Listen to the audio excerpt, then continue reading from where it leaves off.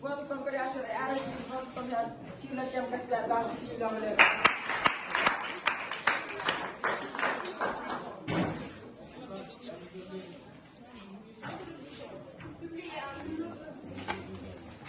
Publié en 1979, Lucie Longue Lettre est le premier roman de la Sénégalaise Mariama Ba, devenu une œuvre modèle de la littérature africaine francophone, récompensée par le prix Nobel en 1980.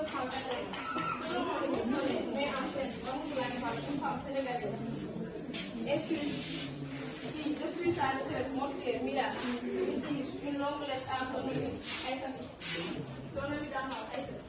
Au fil de cette correspondance, Mariama Ba déploie une critique issue des sociétés africaines francophones. Parmi les thèmes centraux de l'œuvre, celui du gaspillage occupe une place remarquable, dépassant la seule dimension matérielle. Il touche aux relations humaines, aux valeurs normales et au potentiel individuel. Nous nous demandons ainsi de quelle manière Mariama Ba fait-elle du gaspillage sous les formes matérielles, humaines et morales un outil de dénonciation sociale et un appel à la prise de conscience. Entre le gaspillage matériel et les appareils de consommation essentiels, grâce les semaines fastueuses, Mariama Ba décrit avec précision les explicatrices, les cérémonies de la société sénégalaise, mariage, baptême, funérailles et les fêtes religieuses. Ces événements donnent lieu à des dépenses disproportionnées en nourriture, en éléments de luxe et en produits somptueux, bien au-delà des moyens réels des familles concernées. Mariama Ramatoulaye observe que ces dépenses sont moins motivées par la joie de célébrer que par le souci du regard des autres. Je vais vous lire le grand A et grand B. Grand A, le gaspillage humain et relationnel des vies brisées par la tradition. Grand A, la polygamie, un gâchis de l'amour et des sacrifices. Le moteur dramatique du roman est la polygamie. Mon frère, le mari de Ramatoulaye, épouse une seconde femme, Bintou, une jeune fille de l'âge de sa fille, sans prévenir son épouse légitime. Le choix plus tard symbolise le gaspillage de toute une vie commune, des années de confiance, d'amour, de maternité et les sacrifices consentis par Ramatoulaye sont brisés par l'orgueil d'un homme séduit par la jeunesse. De même, Aïssatou, l'ami et destinataire de la lettre, a subi une trahison similaire. Son mari Maodo Ba, sous la pression familiale, épouse une seconde femme, une jeune cousine. Le gaspillage prend ici des dimensions collectives. Ce sont des femmes entières. Leur énergie, leur amour, leur dévouement, ils sont sacrifiés à des conventions sociales et à la gestion des belles-mères. Grand B. Le gaspillage des compétences féminines. Aïssatou représente également un autre type de gaspillage, celui du capital intellectuel féminin. Femme instruite et compétente, elle voit ses potentiels niés par le mari, qui choisit de plier devant les injonctions sociales plutôt que de valoriser l'intelligence et l'émancipation de son épouse. La société décrite par Mariama Ba gâche ainsi ses ressources humaines en confinant les femmes à des rôles subalternes. La réponse d'Aristote est significative.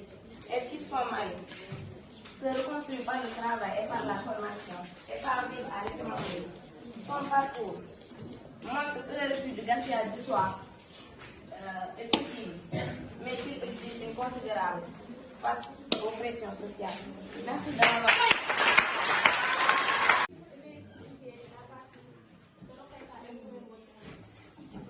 La polygamie est le moteur dramatique de l'œuvre. Mon Fall, le mari de Ramatoulaye, a épousé une seconde femme sans prévenir son époux légitime. Ce soir, plus tard, symbolise le gaspillage de toute une vie commune. De toute une vie commune, des années de confiance, d'amour et de sacrifice sont occupées par l'égoïsme d'un homme. Aïssatou vit une trahison similaire à son mari Maodo Ba. Ce sont les femmes entières, leur avenir, leur dévouement et leur sacrifice aux conventions similaires. Sophia, Bintou, la jeune dans sa jeunesse et ses rêves brisés par sa propre mère. Pour pour une sécurité matérielle illusoire. Les destins privés montrent que le gaspillage ne touche pas seulement les familles, il fracture également les générations.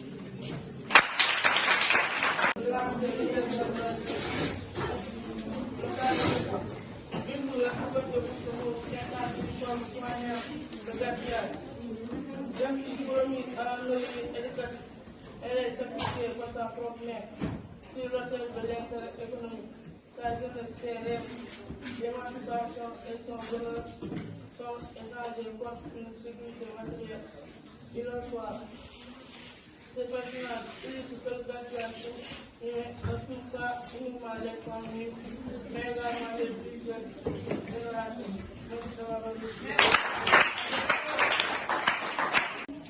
Dans une saison de gaspillage de chacun qui traverse l'œuvre en cet équilibre sur plusieurs matériels, avec les excès des économies et l'exploitation sociale, humaine et relationnelle, avec la destruction des pouvoirs, la malpolitique et les nids de l'enfance morale et spirituelle, avec la religion des malheurs et une solidarité limitée. En choisissant le genre et Maria Mabon donne à cette dénonciation une profondeur intime et une force universelle. Le pouvoir de l'emploi est celle des femmes qui décident d'être des ressources gaspillées et qui, par l'éducation, la preuve et le courage, cherchent à construire une société plus juste. Cela m'a demandé plus de 40 ans après sa publication d'une actualité saisissante. Merci de La portée et la dénonciation et la portée du roman. Face à toutes les formes de spirituelles et morales, etc. L'écriture elle-même devient un acte de résistance. La longue lettre de l'Amérique n'est pas une simple compétence. C'est un bilan lucide. Une façon de nommer les injustices pour mieux les surmonter. En utilisant le silence, l'Amérique exige que sa vie soit entièrement gaspillée dans le silence. Et si le cadre était sénégalais, le message de Mariama Ba dépasse les frontières de l'Afrique. Elle invite chaque société à s'interroger sur l'usage qu'elle fait de ses ressources matérielles, humaines, etc. Et à choisir la dignité plutôt que les attaques. Merci. Les formes dans la société sénégalaise. D'abord, elle met en évidence le gaspillage matériel, notamment à travers les cérémonies riches. Ces dépenses sont souvent motivées par le regard des autres, plutôt que par un réel besoin, ce qui montre une société où l'apparence prime sur l'essentiel. L'autrice dresse un peu critique aussi une modernité mal assimilée, où l'on adopte des habitudes de consommation occidentale sans en comprendre les valeurs, ce qui entraîne dette et déséquilibre.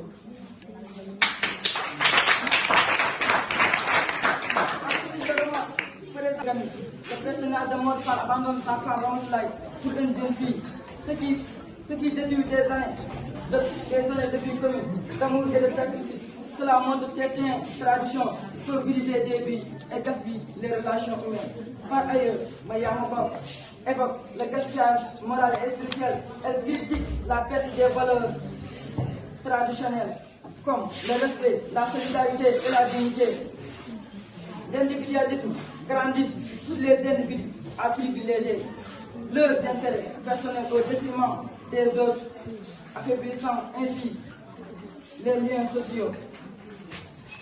Enfin, à travers l'écriture de Ramatoulaye, le roman devient un acte de dénonciation et de résistance. Il appelle à une prise de conscience collective pour mieux utiliser les ressources matérielles, humaines et morales et construire une société plus juste. Pour conclure, en conclusion, ici l'homme est bien plus qu'un roman sur la condition féminine. C'est une œuvre qui interroge profondément le gaspillage sur toutes ses formes, le gaspillage des richesses dans l'obtention, le gaspillage des êtres humains dans les systèmes injustes et le gaspillage des valeurs qui font la dignité d'une société. Après sa publication, ce roman demeure une actualité saisissante Il nous rappelle que la vraie richesse n'est pas ce que l'on étale, mais ce que l'on préserve et valorise, les êtres, les liens et les valeurs qui nous font avancer ensemble. Chers camarades, ce thème est un guide pratique. Il doit vous aider à engager, vous aider à surmonter les difficultés. La dénonciation et l'acte de résistance face à toutes les formes de résistance. L'écriture elle-même est présente comme un acte de résistance. La longue lettre de Ramatoulaye n'est pas seulement une confidence, c'est une bilan. Une mise en ordre du passé, mais envisager l'avenir en nommant les injustices, en les examinant avec lucidité. Ramatoulaye refuse que sa vie soit entièrement perdue, gaspillée dans une silence et la résignation. Grand B, il appelle et la prise du conseil collectif. Mariam invite à travers ses personnages à une réflexion profonde sur l'usage que chacun fait de ses ressources matérielles, affectives et intellectuelles. Le roman plaide pour une société qui valorise les femmes non pas pour leur apparence, pour leur position, mais pour leur intelligence, leur force de caractère et leur apport à la communauté, se faisant des dimensions du gaspillage, dépasser le cadre sénégalais pour toucher à des problématiques universelles des genres et des justices sociales.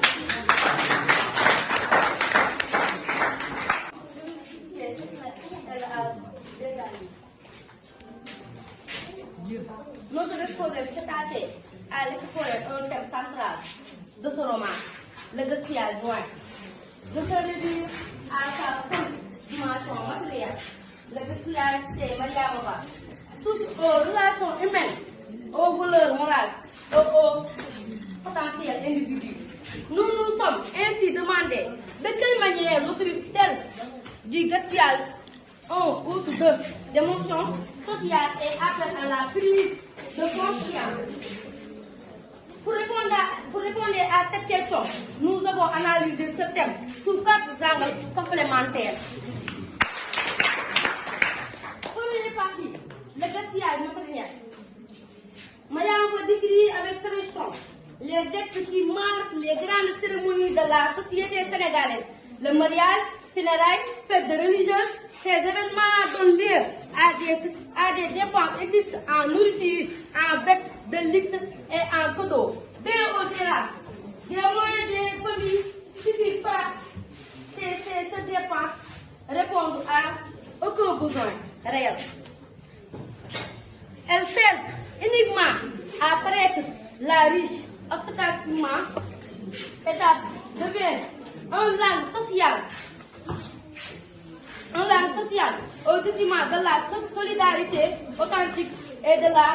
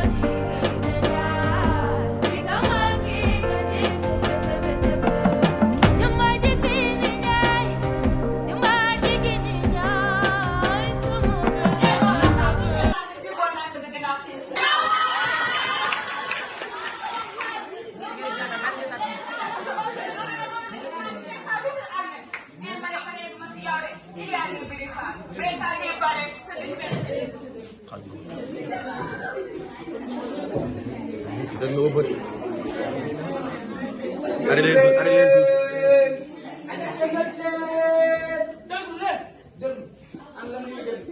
Chaque année boo leen ñëwee bëgg ñu sonal seen exposé déglu leen. dégluñ dara. ndax bu mu dara. man maa déglu xew mi laa tax. waaw dañuy xew ba mu neex. xew leen yàq rek. suñu yàqee ak suñu yàqul seen yoon nekkul si. wax dëgg seen bopp. xam naa dëgg man ma ñëw takk jàkk dem sama yoon nga naan maa xew.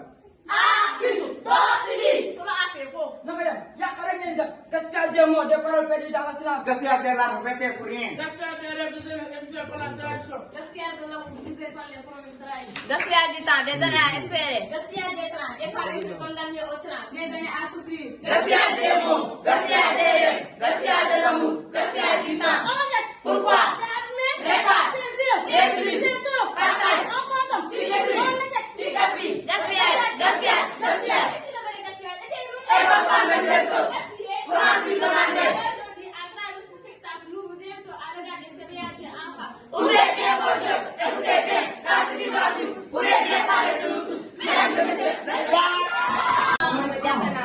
depuis moo jógee Paris ba tey ñoom Ndakaaru jaay nga sonn naa léegi daal man dama jaaxle waaye Ndakaaru daal seen xaalis man rek la ñuy dee xaaral ma toog yaay balaa police ñëw. Salaamaaleykum. Sëriñ sama namm naa la. dama yeewoo ak ma fi moo neex dama kontaan. xam nga li ma fi nii saay. man maa dama lay wax. dañ naan ci xaw ma cap-cap xaw ma dama di defal waaye lii neex na. xam nga la la fi lool mooy pin sama doom dañ koy takkat. dañ koy takkat. waatal wallaahi. premier ci kër maa la ko jox sa xol seddu ko yow dafa yi li ma defal dafa sama sax noppi waaw dañ koy fekk tàcc judd bu rëy du la jaas yàq bu rëy ci picc bu mag lay boo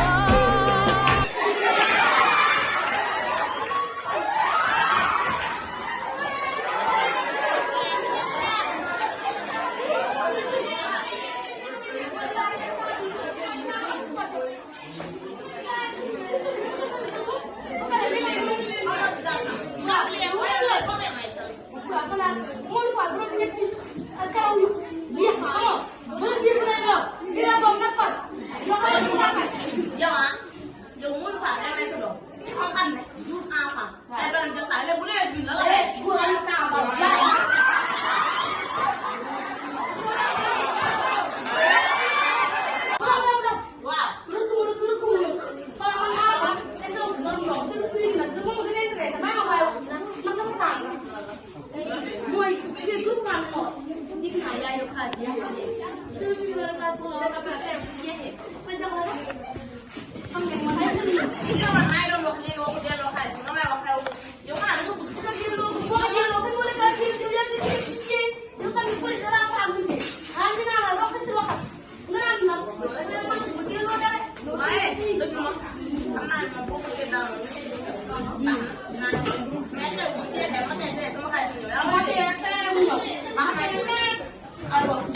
waaw man du ma ndaya de ñoom ne ndaya de man kala ñu boobu yooyu kon ñu koy def ma leen ndaya de kontaan naa waaw daa fay man dama xam ne dafay waaj dem moom li mu mel pour lan la ah nga koy te dañuy waaj taw Bi nawet moo jóge Paris. boo fa tagoo ci bëri nga koy sama yaram bi xam nga dafa tàng moo ko daw dafa kaw waaye nga koy tëj na sama ñaara rek asalaamaaleykum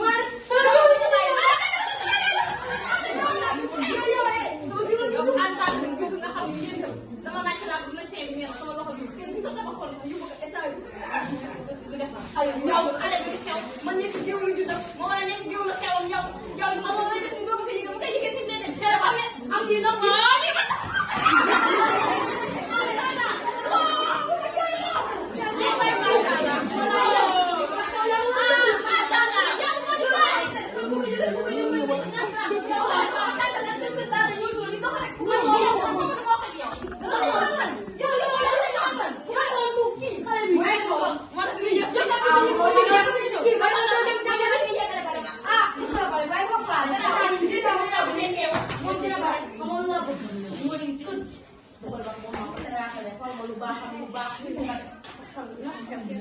nga waxee yooyu sama gëwoon ah yow ma ñaareel ko billaay ñaareel ko xam nga xale su ma defee nii da ngay ci waaw macha allah aw aw yooyu waaw xam nga xam nga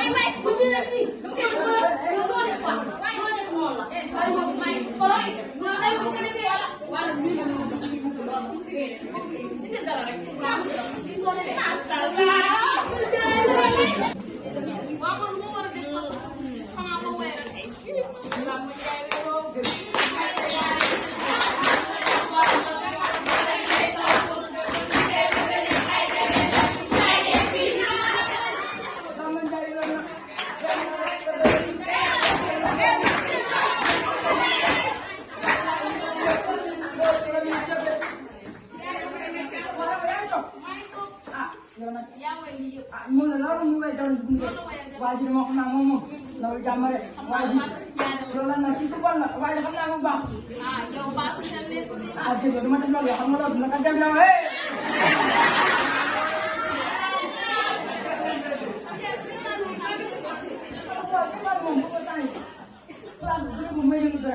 xam nga gars yi yéeg wàcc xam nga tubaab bi ñoom dama soxal seen xam-xam yooyu bàyyi leen rek waaye moo tax ma la dëkk doxal dëkk ñu baax na ñoom si naan bokk na ba yore xam nga man sama lebal ba fu mu génn ñu ne ma lebkat baa ngi loolu yow bu ñu yegee ñoom ñu koy xam ñoom ñu koy jox xam nga lu baax loolu bi ba fees na de saa yi dëkk yu bëri kaa woo nga xamante da nga daan suñu bunt yi mu naan waaye léegi mu naan teg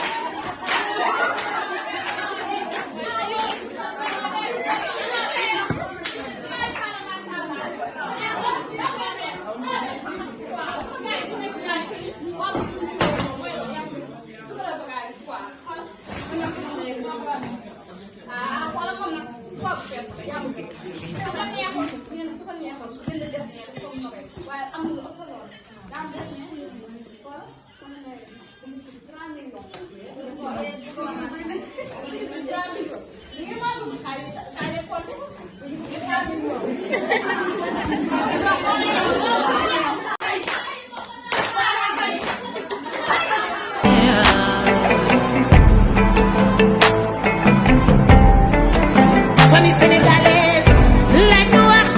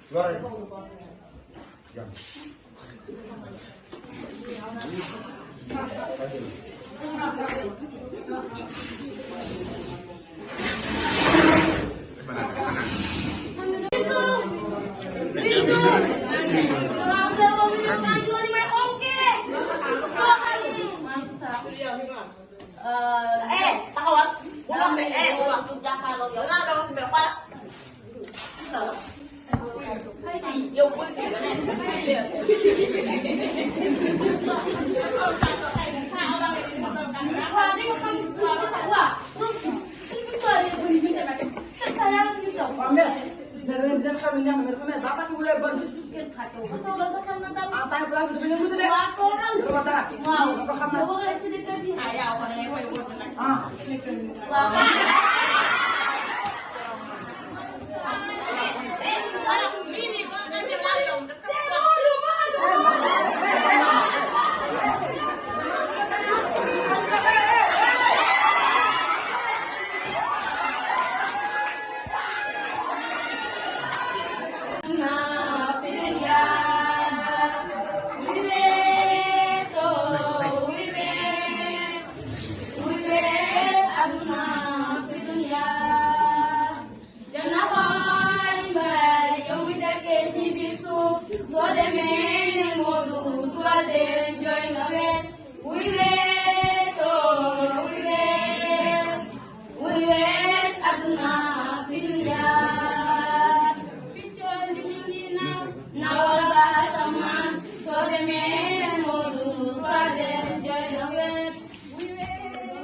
réew léegi da ngay feebar duñ la faj nga soxla ndimbal duñ la dimbali est-ce que dëgg la. du dëgg du yoon. dañuy yaakaar ni yàq ci xale lan nga xam ne ñaata beneen ñooy yàq seen jàng ndax say pour lan xale ma bind lii suñu àdduna jar na.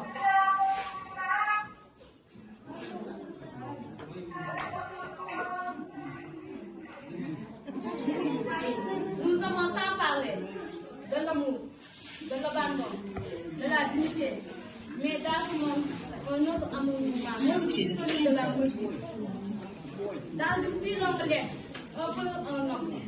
Aujourd'hui, c'est la terre qui nous décrit son lettre d'amour.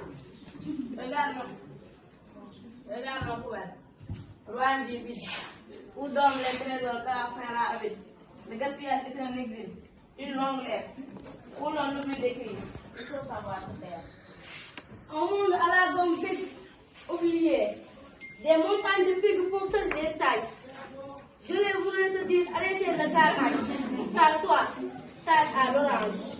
Nous avons gaspillé le fil, l'eau, l'instant. Nous avons dilapidé le murmure du vent. Dans cette si longue lettre, à nos enfants perdus, n'écrivons rien, j'ai tout pris. Écrivons, j'ai assez vécu. Mesdames et messieurs, les vacances.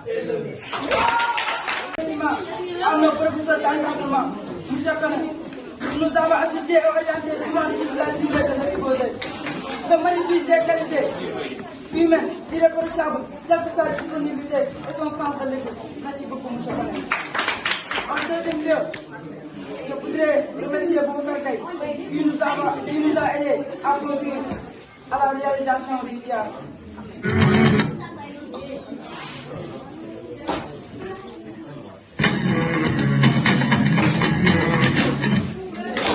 Je remercie enfin notre professeur, M. Cissé. Inspiré, M. Cissé. Nous rendons hommage à notre professeur français. Plus qu'un enseignant, il est un guide. À travers les mots, il éclaire nos esprits et nous apprend à passer, nous exprimer et à comprendre le monde. Avec patience et dévouement, il corrige nos erreurs, encourage nos efforts et nous transmet l'amour du travail. Il s'est le premier professeur à m'apprendre la rigueur du travail intellectuel. Comme nous l'avons dit.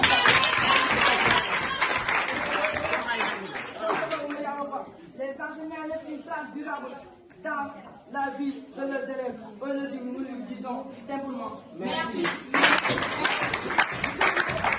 Pourquoi nous avons fait la troisième paix?